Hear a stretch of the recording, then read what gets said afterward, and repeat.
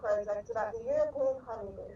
I did this because on our farm we do agricultural productions, and part of this means that bees have to pollinate all of our crops.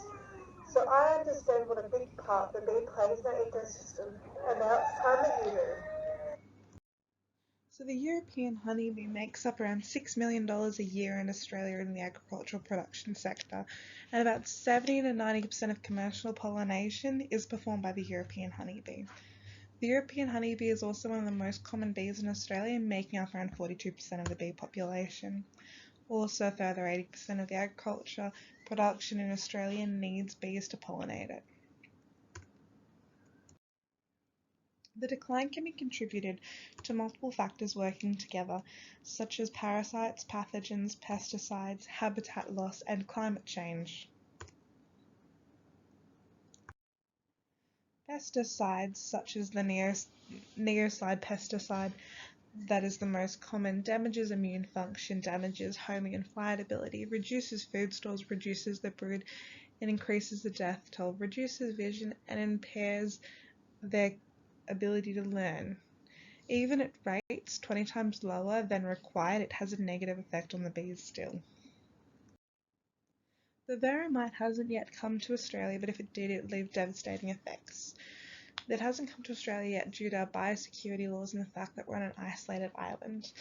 So it's the single most reason for colony losses worldwide. It impairs the development of bees, impairs their metabolic function, impairs their ability to replace proteins which they need, and also increases their death toll as well and reduces their pesticide resistance.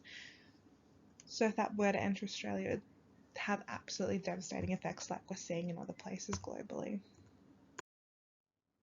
What happens if this continues? We're going to lose about $6 billion a year in agricultural productions in just Australia. Food sources would decline and would also see an impact on our native flora.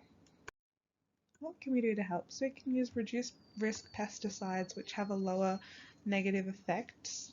We can also use natural materials like red chili, mint or vinegar which have no effect on the bees. Organisations that help Save Our Bees, which aims to inform Australians about bee-friendly removals across Australia, and Rotarians for Bees, which provide information events about the bees and also encourage community involvement through things like Colour Your Garden, which invites bees in and encourages more people to be aware of the bees.